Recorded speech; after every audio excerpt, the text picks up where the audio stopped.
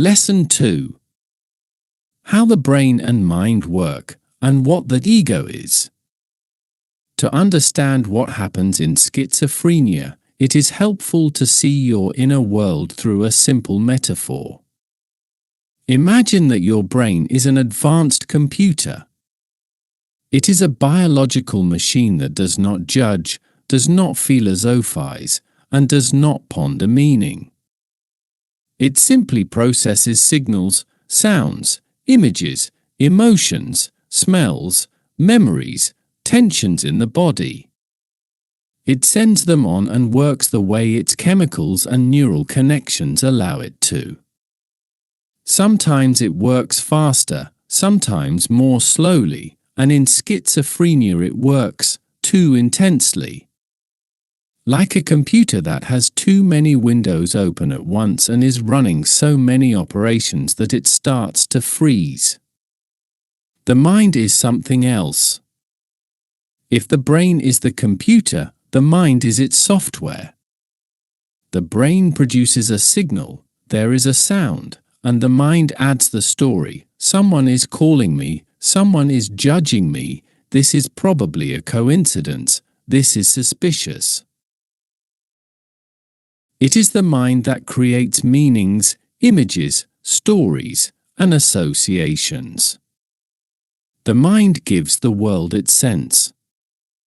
In a healthy state, the mind works like a reasonable narrator. It sees a thought, evaluates it, puts it aside, or treats it as a curiosity. In schizophrenia, the narrator receives too much material to interpret and starts to assign importance to all signals, even neutral ones. A program overloaded with data immediately creates a storyline, which it treats as real. In this world, the ego appears, the main character of the entire story. In the Buddhist understanding, the ego is not the strength of character, but the strength of attachment to one's own thoughts, emotions, and interpretations. The ego is the part of you that says, "This is about me, this is important, this concerns me, I feel it, so it must be true." The ego is like a character in a movie who is absolutely convinced that everything happening on the screen is their personal story. In Buddhism, the ego is a system of self-identification that arises when consciousness begins to mistake a temporary construct for itself.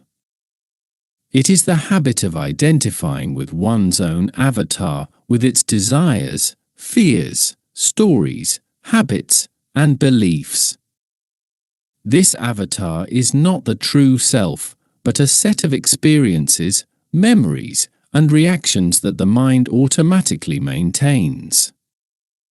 The ego acts like a filter. Everything that appears in the mind, a thought, an emotion, an image, is immediately connected to the sense of "this is me." A person no longer sees a thought as a thought, but as a part of their identity. They no longer see an emotion as a temporary phenomenon, but as the truth about themselves. The ego thus creates the impression that the life of the avatar is the real life of the conscious being. As a result, a person believes they are their character, opinions, reactions, and life story, even though all of these elements are changeable and impermanent. The ego constantly extends the range of this identification, creating the belief that I is also my relationships, my beliefs, my fears, my desires, and my interpretations. In schizophrenia, this mechanism becomes especially visible. The ego grabs every thought and every feeling, even if it is only a product of an overloaded brain, and immediately includes it in its own narrative. A stimulus that in a healthy person would be ignored here becomes information about me. A random thought becomes part of identity. A feeling of tension becomes a signal that something is happening to me. That is why Buddhism says that liberation begins when a person sees the difference between consciousness and the avatar with which it has so far been confused. The avatar can go through its stories, but consciousness does not have to take them as itself. Thanks to this, a space gradually appears between the self and the content of the mind, the first real relief. Schizophrenia very often affects ambitious people, those who wanted to achieve a lot, prove their worth, accomplish significant goals, but for various reasons could not do so or their efforts did not bring the expected results. The ego, understood as a system of self-identification, cannot stand the feeling of unfulfillment. It wants to achieve, win, grow, be someone exceptional. It wants the world to confirm its value. When reality does not align with these expectations, the ego begins to suffer. In schizophrenia, this suffering is magnified, ambitions, fears, and a sense of failure are intensified by an overloaded brain that amplifies emotions, and the mind, instead of calming them, assigns them dramatic meaning. Unfulfilled dreams are no longer mere frustration, they become a personal failure of the avatar, which the ego defends as if it were defending its very life. In such tension, even small hesitations or setbacks can grow to enormous proportions, and the mind creates narratives meant to give meaning to this pain. That is why schizophrenia can be a tension between the desire for greatness and the impossibility of realizing it, a tension that the ego tries to resolve by creating ever stronger stories about itself. When the brain works calmly, the mind interprets moderately, and the ego trusts reason, everything functions harmoniously. However, when the brain starts producing overly intense signals, the mind immediately creates a narrative around them, and the ego takes this narrative literally. A thought that in a healthy state would be just one impulse among hundreds suddenly becomes a warning, a sign, a message, a clue, sometimes even proof that something is happening. This is not the fault of the ego or the patient. It is a natural reaction of strongly attached consciousness to an excess of information that cannot be sorted. This is why people with a very strong, attached ego often experience schizophrenia more intensely. Their mind is used to treating thoughts as property, emotions as facts, and every experience as part of their own story. When this system is flooded with signals, the ego immediately creates a coherent story, even if it has nothing to do with reality. The brain sends raw data, the mind arranges the plot, and the ego enters this plot like an actor who believes every scene. The most important thing is that all of this happens automatically. No one in schizophrenia decides to take a thought literally. It is the reaction of an overloaded computer and software that is trying at all costs to keep up with a flood of stimuli. The person does not have control over this, but can learn to regain it. And this is where true therapy begins. You can learn to look at your mind the way you look at a computer screen, from a certain distance. A thought appears, but you do not have to enter its world. An emotion appears, but you can notice it without treating it as truth. This is the first step toward freedom. Imagine your ego not as the hero entangled in every scene of the movie, but as a viewer sitting in a chair, watching the screen and more often able to say, this is just an image. I do not have to go inside. Reducing the ego and regaining distance. This is why the foundation of schizophrenia therapy, both medical and spiritual, is the gradual reduction of the ego, that is, weakening the identification with the avatar. The goal is not to destroy ambitions or desires, but to regain the ability to look at them with distance, as you would look at the movement of clouds in the sky. A person begins to understand that the thought of success is not an obligation, and the thought of failure is not a verdict. Over time, desires stop being an imperative that must be fulfilled for the self to feel valuable. Therapy consists in being able to recognize the moment when the ego again starts grabbing narratives about ambition, specialness, mission, or defeat, and letting them play out without entering into them with your whole being. This ability to keep distance gradually reduces the tension that fuels the illness and allows you to return to a state in which it is consciousness that guides life, not the avatar fighting for identity. Techniques that help separate from the ego. One of the simplest tools is observing thoughts before they are accepted as true. When an impulse, desire, or fear appears, it is worth pausing for a brief moment and seeing it as if it appeared on a computer screen. It is only an image, just a temporary piece of the program, not the voice of the true being. In this way, consciousness stops identifying with the avatar's first reaction.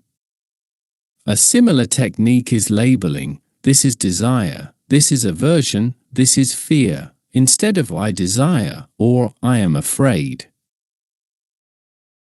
Simply naming the emotion separates consciousness from its content and weakens attachment to the ego. Distance can also be built by observing the body. When the ego experiences frustration, tension, or anxiety, the body reacts immediately. The shoulders stiffen, the breath shortens, the stomach tightens like a string. If at that moment we shift attention to the breath instead of the content of thoughts, the ego's narrative begins to lose its power. Consciousness stops flowing toward the avatar story and returns to the here and now. The breath is the simplest way to break the automatic identification with a thought. It also helps to contemplate the fact that desires and ambitions are not permanent. They change like the weather, and yet the ego clings to them as if they were the definition of a person.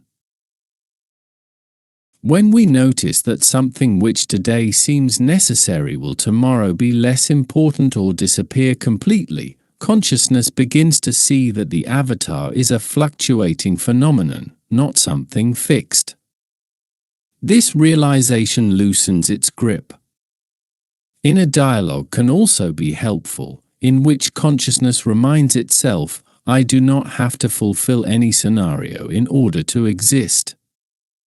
This sentence, repeated in moments of tension, makes the ego lose its pressure of I must prove, I must achieve, I must defend myself. A space appears in which experience no longer has the immediate power to define identity. Over time, a person discovers that desires and ambitions can exist, but do not have to be the steering wheel of life. They can be like passengers in a car, present, but not driving. This is practical weakening of the ego. Consciousness stops being a prisoner of the avatar and begins to see that its stories are not what it is. Summary: when we understand that the ego is only a system of self-identification and that its stories come from the avatar, we can begin to introduce practices that help separate consciousness from the content of the mind. This is not a fight with thoughts or an attempt to silence them. It is learning to look at your own experiences with the same ease with which you look at ocean waves. They appear, rise, fall, and disappear without taking the sea with them. One of the simplest paths is naming thoughts. At the moment when an image, fear, belief, or imagination appears in the head, you can quietly say, "This is just a thought, like many others." In that moment, the content ceases to be a fact and becomes a phenomenon, like a cloud in the sky that belongs to no one. Buddhist practice is not about analyzing, but about recognizing that a phenomenon is a phenomenon, not me. It can also help to treat emerging voices or thoughts like a radio that sometimes plays in the background. The radio can play, but you do not have to follow every sentence. This way of looking takes power away from the ego, because it stops being the narrator and becomes just one of many sounds in the space of the mind.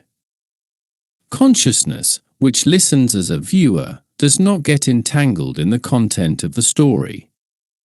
When a particular thought becomes especially intrusive, you can write it down, move it from inside onto a piece of paper. In Buddhism, this is the moment when the experience leaves the space of Ein and becomes an object, something that can be seen from the outside. The sheet of paper reminds you that a thought is a thing, not a person, and that it does not have to define identity. When the mind starts creating dramatic content and the ego immediately assigns it meaning, it is worth directing attention to the 5 senses. Notice what you see, what you hear, how you feel the weight of your body, how the air touches your skin. This technique, known for thousands of years, brings consciousness back to the present moment and cuts off the fuel supply to the avatar's mental constructions. In the presence of the here and now, thought loses its power, because its space is the past and future, never the present. The breath is the oldest Buddhist method of returning to oneself. 3 slow breaths are not meant to silence the mind, but to create a brief pause, a break in the automatic reaction of the ego. In this pause, a distance appears, enough to notice that it is the avatar that is being led by an impulse, not consciousness. The breath opens the door to observation. Sometimes it is worth looking at your thought as a guest who has come to visit. You can ask, does this thought serve me, or does it hurt me? What happens to me when I believe it? Who am I if I do not give in to it? This is not a discussion with the content, it is a conversation of consciousness with its own ego. In this dialogue, the difference between truth and story appears, between what is happening and what the avatar says about it. Many people find relief in a simple sentence, "This is a symptom." It sounds ordinary, yet it acts like a sword cut, it separates experience from identity. What a moment ago seemed real suddenly becomes something external, something that came from the illness, not from the depths of the self. Buddhist practice has always consisted in recognizing illusions as illusions, not fighting them. Each of these methods has one common goal: to move consciousness away from the avatar that so strongly wants to give meaning to every experience.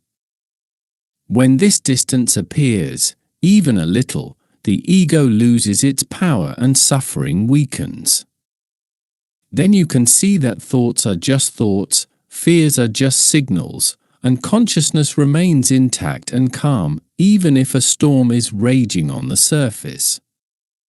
This is where true healing begins.